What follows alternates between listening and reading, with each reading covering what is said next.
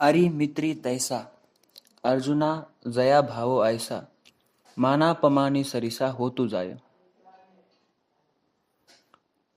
मग ज्या साधकाने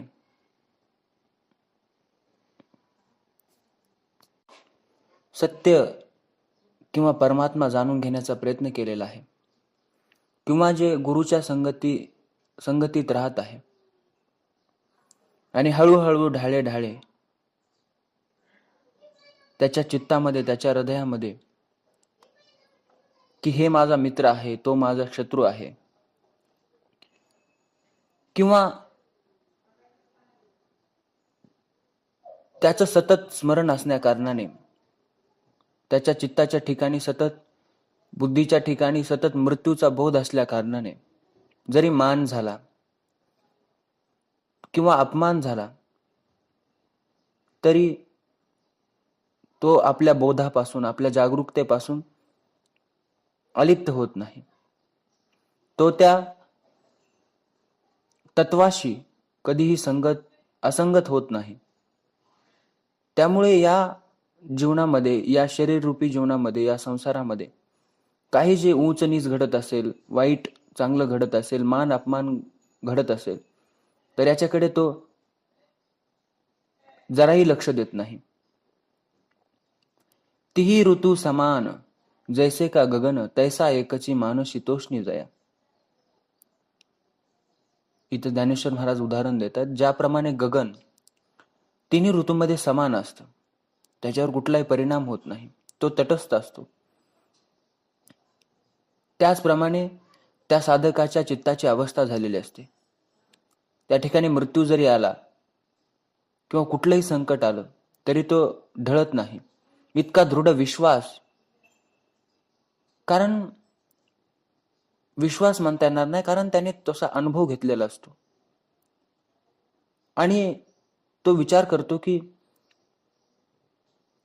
काही काळापूर्वी तर हे शरीर नव्हतं. आपणही असा विचार करू शकतो आणि केलाच पाहिजे. आणि मग हे शरीर त्यागण्यासाठी आपण का इतकं तळमळ करतो? याचा अर्थ असा नाही की आपण शरीर दुखवलं पाहिजे.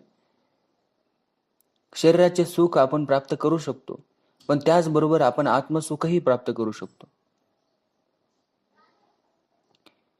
पण आपलं आत्मसुख प्राप्त करण्यासाठी आपलं चित्त त्या आकाशासारखं झालं पाहिजे, तटस्थ. जरी मान झाला, सुखदुःख प्राप्त झालं तरी तो समाधानी असतो. दक्षिण उत्तर मारुता मेरू जैसा पंडू सुता तैसा सुखदुःख प्राप्ता मध्येच तुझो. ज्याप्रमाणे दक्षिण उत्तर या विरुद्ध दिशांकडून वाहणाऱ्या वाऱ्याचे धक्के दोन्ही बाजूंनी बसत असता मेरू पर्वत अचल असतो, त्याप्रमाणे सुखदुःखाची प्राप्ती झाली असताही तो संतुष्ट किंवा विषण्ण न होता उदासीन असतो. म्हणजे तो त्या तत्वाशी संगतीत असतो, कारण त्याच्या पलीकडे आनंद किंवा सुख हे भौतिक सुख वेगळं आणि आत्मिक सुख वेगळं. आत्मिक सुख आपल्याला त्याच वेळेस प्राप्त होतं ज्यावेळेस आपण त्या तत्वाशी संगतीत असतो, आपल्या हृदयामध्ये त्याचं स्मरण असतं, मृत्यूचा बोध असतो. मग इथं उदाहरण देऊन सांगतात की जसं मेरू पर्वत आहे, दक्षिण उत्तर दोन्ही दिशेकडून जरी वारं त्याच्यावर आदळलं तरी तो अचल असतो, त्याच्यावर कुठल्याही प्रकारचा परिणाम होत नाही. त्याचप्रमाणे सुखदुःख प्राप्त झाले असता त्या साधकाला, त्या भक्ताला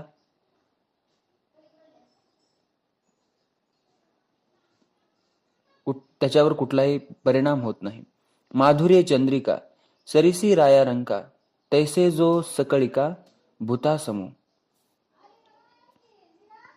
ज्याप्रमाणे चांदण्यांची सुंदरता, त्यांची माधुर्यता ही राया आणि रंक भिकारीला आणि राजाला सुद्धा सारखीच असते, त्याचप्रमाणे तो सकळ भूतांच्या ठाई, सकळ प्राणीमात्रांच्या ठाई समदृष्टीने पाहतो. आघविया जागा एक सव्य जैसे उदक जैसे जयाते तिनी लोक आकांक्षिती. ज्याप्रमाणे पाणी हे सगळ्यासाठी सेव्य आहे, या जगाला पाण्याची गरज आहे, त्याचप्रमाणे त्या तिन्ही लोकांच्या भूत प्राणी जीव त्याची आकांक्षा करतात, त्या ब्रह्माची, त्या परमात्म्याची. ते की आपल्या चित्तामध्येच आहे, आपणच ते आहोत. पण ते परिपूर्णतेने जाणून घेण्यासाठी आपल्याला या भौतिक संसाराकडून आत्मिक संसाराकडे जावं लागणार आहे. त्यासाठी आपली चित्तवृत्ती आपल्याला एका ठिकाणी साठवावी लागेल. त्याच वेळेस तो जे परिपूर्ण आहे त्याचा आपल्याला अनुभव येईल. जो सबाह्य संगू सांडून या लागू, एकाकी असे अंगू अंगी सुनी. आपल्याला आपल्या चित्तामध्ये एकटं उभं राहण्याची ताकद आपल्याला निर्माण करावी लागेल. त्याने भौतिक ज्या ज्या गोष्टी आहेत त्या गोष्टींपासून त्याने संगत तोडलेली असते आणि तो आपल्या बिंबीच्या देठापासून ते सहस्रारपर्यंत तो एकटा असतो. जो निंदे ते नेघे, स्तुती न श्लाघे, आकाशा न लगे लेपू जैसा. ज्याप्रमाणे आकाशाला लेप आपण देऊ शकत नाहीत, त्याचप्रमाणे त्या साधकाच्या त्या अवस्थेला, त्या स्थितप्रज्ञेला तो दुसऱ्याचीही निंदा करत नाही, दुसऱ्याची स्तुतीही करत नाही. आणि त्याची जरी कोणी स्तुती केली किंवा निंदा केली तर त्याचाही त्याच्यावर परिणाम होत नाही. तैसे निंदे आणि स्तुती मानू करुणी एके पांती, विचारे प्राणवृत्ती जनिवनी. कारण तो मुळात विचारच करत नाही, तो त्याच्या आनंदामध्ये असतो. तो फक्त या क्षणामध्ये त्याला जे करायचे ते करतो. त्याला जे करायचे ते करतो म्हणजे त्यातून तो दुसऱ्यांना दुःख देत नाही, कारण तो आनंदी असतो. आणि आनंदी माणूस दुसऱ्यांना कधीही दुःख देऊ शकत नाही. तो खेळतो, गातो, नाचतो. तो त्याची ऊर्जा या गाण्यामधून व्यक्त करतो.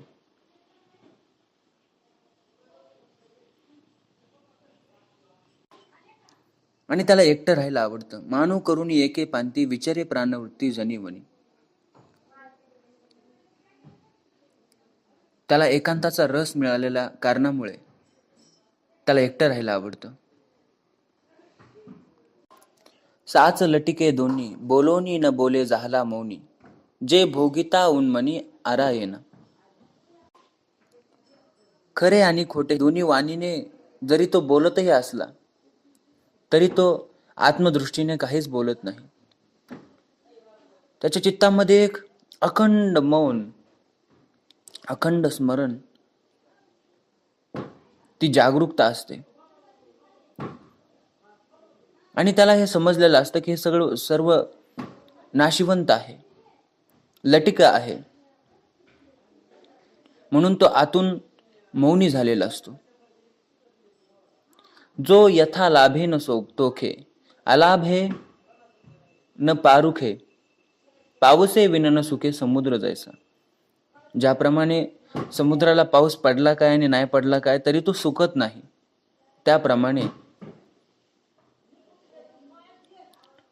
तो साधक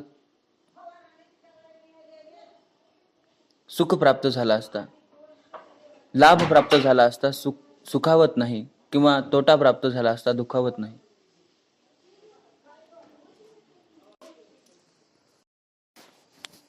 हरी मित्री तैसा, अर्जुना जया भाओ ऐसा, मानापमानी सरिसा हो तुझाय. तिही ऋतू समान, जैसे का गगन, तैसा एकची मान.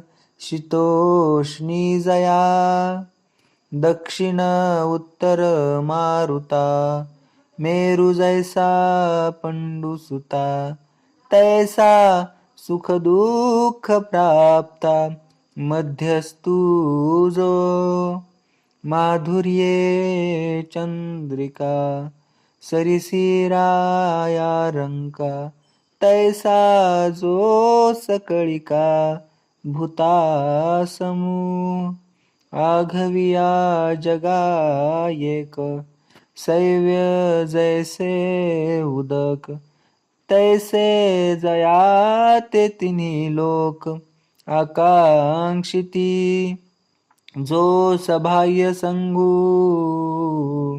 सांडूनिया लागू एकाकी असे आंगू अंगी सुनी जो निंदे तेने घे स्तुतीन श्लाघे आकाशान लगे लिपू जैसा तैसे निंदे आणि स्तुती मानू करुणी एके पांती विचरे प्राण वृत्ती जनीवनी साच लटिके दोन्ही बोलोनी न बोले झाला मौनी जे भोगिता उन्मनी आरायना जो यथा लाभेन तोखे अलाभेन पारुखे पावसे विना न सुखे समुद्र जैसा